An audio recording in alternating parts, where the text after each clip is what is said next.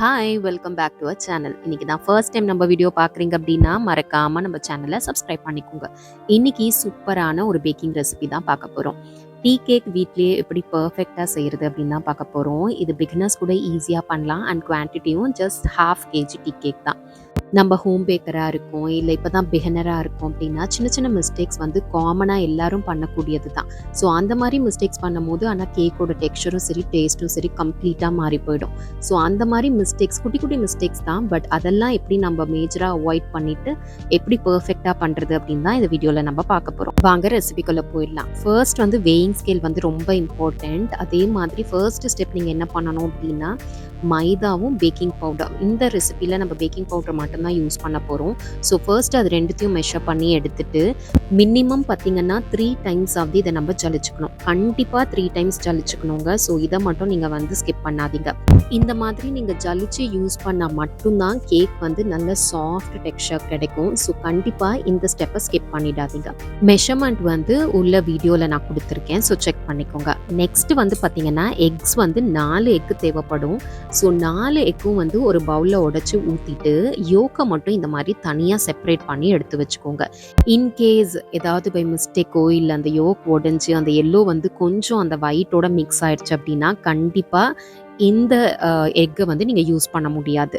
So 100% white தனியாக egg தனியாக separate பண்ணிங்கன்னா மட்டும்தான் உங்களுக்கு இந்த ரெசிபி ஒர்க் ஆகும். எல்லோவெல்லாம் செப்பரேட் பண்ணிவிட்டு அதில் ஒரு பிஞ்ச் ஆஃப் சால்ட் ஆட் பண்ணி தனியாக வச்சுக்கோங்க. எப்பவுமே பேக்கிங் பொறுத்த வரைக்கும் ப்ரௌனியாக இருக்கட்டும், கேக்காக இருக்கட்டும், கப் கேக்ஸாக இருக்கட்டும், ஒரு பிஞ்ச் ஆஃப் சால்ட் ஆட் பண்ணி பாருங்களேன், அதோட டேஸ்ட் வந்து ரொம்ப சூப்பராக இருக்கும்.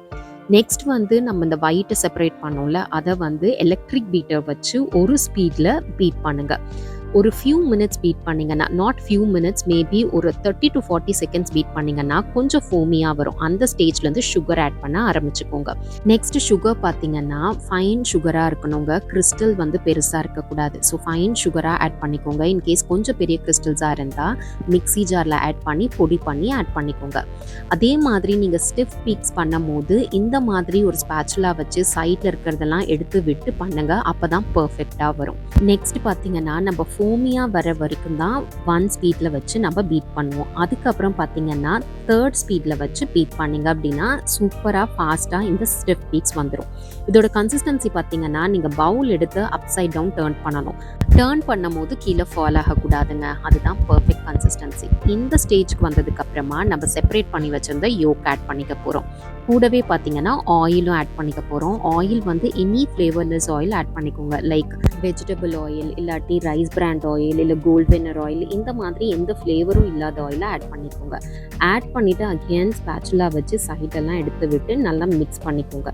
ரொம்ப நேரம் இதுக்கப்புறம் நம்ம பீட் பண்ணக்கூடாது. ஸோ லைட்டாக அந்த ஆயில் எல்லாம் நம்ம கண்ணுக்கு தெரியாத அளவுக்கு பீட் பண்ணிங்கன்னா பர்ஃபெக்டாக இருக்கும். ஸோ எனிதிங் நீங்கள் பீட் பண்ணும் போது அடியில் இருந்தும் சைடில் இருந்தும் இந்த மாதிரி எடுத்து விட்டு பீட் பண்ணிக்கோங்க. இந்த பாயிண்ட்ல என்னன்னா நீங்கள் ஓவராக மிக்ஸ் பண்ணிங்க அப்படின்னாலும் கேக்கோட டெக்ஸ்சர் மாறிடும். நீங்கள் ஸ்பேச்சுலா வச்சு எடுத்து விட்டு அடியிலேருந்து மிக்ஸ் பண்ணி விட்டு பார்க்கும் போது எல்லாமே ஒரே கலராக இருக்கணும். அதாவது ஒரு பேல் எல்லோவாக இருக்கணும். அப்படி இல்லை கொஞ்சம் ஒயிட் ஷேட் வருது அப்படின்னா ஸ்பேச்சுலா வச்சு கட் அண்ட் ஃபோல்ட் மெத்தடில் மிக்ஸ் பண்ணிக்கோங்க. இந்த ஸ்டேஜ்க்கு வந்ததுக்கப்புறம் நம்ம ட்ரை ஃப்ளார் ஆட் பண்ணிக்கலாம். நம்ம ஏற்கனவே மெஷர் பண்ணி ஜலிச்சு வச்சுருப்போம்ல, அந்த ஃப்ளாரை வந்து கொஞ்சம் கொஞ்சமாக ஆட் பண்ணிக்கலாம். 3 பேட்சஸாக ஆட் பண்ணணும். ஏன்னா இதுக்கப்புறம் நம்ம ரொம்ப வந்து மிக்ஸ் பண்ண போகிறது கிடையாது. ஸோ பேக்கிங் பவுடர் அண்ட் மைதாவையும் நம்ம மிக்ஸ் பண்ணி ஜலிச்சு வச்சுருக்கோம். அதை கொஞ்சம் கொஞ்சமாக ஆட் பண்ணிவிட்டு இந்த மாதிரி கட் அண்ட் ஃபோல்ட் மெத்தடில் மிக்ஸ் பண்ணிக்கோங்க. இன் பிட்வீன் ரூம் டெம்பரேச்சரில் இருக்க பாலை ஆட் பண்ண போகிறோம்.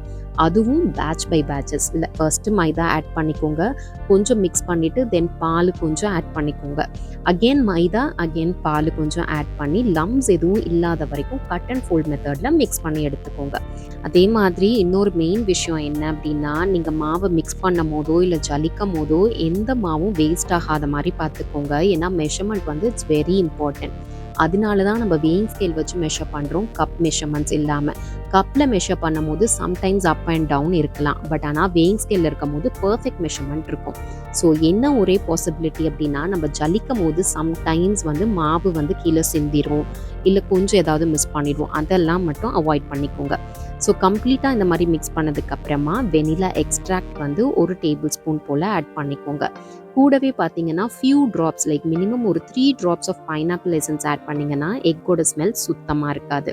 இப்போது எலக்ட்ரிக் பீட்டர் வச்சு ஜஸ்ட் ஒரு 5 செகண்ட்ஸ் போல் மட்டும் பீட் பண்ணிக்கோங்க. ஸோ தட் லம்ஸ் எதுவும் இல்லாமல் சூப்பராக நம்ம பேட்டர் ரெடி ஆகிடும். இதுக்கப்புறம் நீங்கள் ரொம்ப நேரம் வெயிட் பண்ணக்கூடாது. ஏற்கனவே ப்ரீ ஹீட் பண்ணி அவனை ரெடியாக வச்சுக்கோங்க. 180 டிகிரியில் 10 மினிட்ஸ் போல் ப்ரீ ஹீட் பண்ணிக்கோங்க. எப்போவுமே அவனை எப்போ ப்ரீ ஹீட் பண்ணணும் அப்படின்னு பார்த்தீங்கன்னா, நீங்கள் பேட்டர் ஸ்டார்ட் பண்ணுவீங்கள்ல, மேக்கிங் ஸ்டார்ட் பண்ணும்போது ப்ரீ ஹீட் பண்ண விட்டுருங்க. ஸோ அந்த 10 மினிட்ஸ் மேக்ஸிமம் உங்களுக்கு நீங்கள் பேட்டர் ரெடி பண்ணுறதுக்கு டைம் கரெக்டாக இருக்கும். ஸோ அதுக்குள்ளே அவன் ப்ரீ ஹீட் ஆகிடுச்சுன்னா நம்ம அழகாக பேக் பண்ணி எடுத்துடலாம். ஸோ பேனும் வந்து ரெடியாக நீங்கள் பார்ச்மெண்ட் பேப்பர்லாம் போட்டு ரெடியாக வச்சுக்கோங்க. இந்த 1/2 kg டீ கேக் ப்ராப்பர் ஹைட்டில் ஷேப்பில் கிடைக்கணும் அப்படின்னா 8 இன்ச் பேன் பர்ஃபெக்டாக இருக்கும். இன்கேஸ் உங்களுக்கு 8 இன்ச் பேன் இல்லை அப்படின்னா 9 இன்ச் பேனும் யூஸ் பண்ணிக்கலாம். 9 இன்ச் பேனில் கொஞ்சம் ஹைட் வந்து கம்மியாக இருக்கிற மாதிரி இருக்கும், விச் இஸ் ஓகே. இப்போது இதுக்கு பேக்கிங் டைம் என்னன்னு பார்த்துடலாம். ஸோ ப்ரீ ஹீட்டட் அவனில் பார்த்தீங்கன்னா அதே 180 டிகிரியில் 35 மினிட்ஸ் வரைக்கும் நம்ம இதை பேக் பண்ண போகிறோம். ஸோ அவனை பொறுத்து சம்டைம்ஸ் பேக்கிங் டைம் வந்து மாறும். ஸோ உங்களோட அவனோட சைஸ் அண்ட் டெம்பரேச்சரை பொறுத்து கொஞ்சம் டிஃப்ரென்ஸ் இருக்கும். ஸோ 35 மினிட்ஸ் மினிமம் கண்டிப்பாக தேவைப்படும். ஸோ 35 மினிட்ஸ்க்கு அப்புறம் அவனை கொஞ்சமாக ஓப்பன் பண்ணி ஒரு டூத் பிக் விட்டு செக் பண்ணி பாருங்கள். க்ளீனாக வந்துச்சு அப்படின்னா நம்மளோட கேக் சூப்பராக பேக் ஆகிடுச்சுன்னு அர்த்தம். நீங்கள் வெளியில் எடுத்துடலாம். ஸோ அவன்லேருந்து எடுத்த உடனே சூடாக நம்ம கட் பண்ணக்கூடாது. ஒரு மினிமம் ஒரு 1 hour ஆவது ரூம் டெம்பரேச்சரில் ரெஸ்ட் பண்ண விட்டுருங்க. அதுக்கப்புறம் எடுத்து இந்த மாதிரி டர்ன் பண்ணி ஃபஸ்ட்டு நம்மளோட பார்ச்மெண்ட் பேப்பரெல்லாம் ரிமூவ் பண்ணிவிட்டு நமக்கு தேவையான சைஸில் அழகாக நீங்கள் கட் பண்ணி சர்வ் பண்ணலாம். இப்போ கேக்கோட செல்ஃப் லைஃப் எவ்வளோ நாள் அப்படின்னு பார்த்துடலாம். இந்த கேக் வந்து நீங்கள் கையில் எதுவும் வைக்காமல் க்ளவுஸ் எல்லாம் போட்டு ப்ராப்பராக நீங்கள் யூஸ் பண்ணுறீங்க, ஸ்டோர் பண்ணுறீங்க அப்படின்னா 5 days வரைக்குமே ரூம் டெம்பரேச்சரில் கெட்டு போகாமல் இருக்கும். இன்கேஸ் உங்களுக்கு ரொம்ப காஷியஸாக இருக்குன்னா 3rd day ஒரு ஏர்டைட் கண்டெய்னரில் போட்டு ரெஃப்ரிஜரேட் பண்ணிக்கோங்க. ஸோ கண்டிப்பாக மினிமம் 5 days வரைக்கும் கெட்டு போகாமல் இருக்குங்க. ஸோ நீங்கள் தாராளமாக ரூம் டெம்பரேச்சரில் வச்சு யூஸ் பண்ணலாம். அதே மாதிரி 5 days வரைக்குமே டெக்ஸ்சரும் சரி டேஸ்ட்டும் சரி மாறவே மாறாது.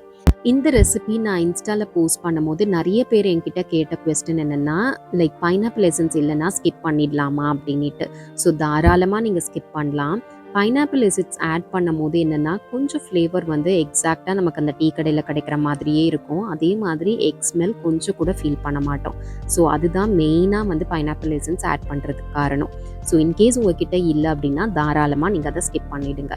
ஸோ கண்டிப்பாக இந்த ரெசிபி உங்களுக்கு ஹெல்ப்ஃபுல்லாக இருக்கும்னு நினைக்கிறேன். உங்கள் ஃப்ரெண்ட்ஸ் அண்ட் ஃபேமிலியில் யாராவது பேக்கிங் கற்றுக்குறாங்க அப்படின்னா மறக்காமல் அவங்களுக்கு இந்த ரெசிபியை ட்ரை பண்ண சொல்லுங்கள். ஏன்னா இந்த ரெசிபி 100% உங்களுக்கு ரிசல்ட் கிடைக்கும்.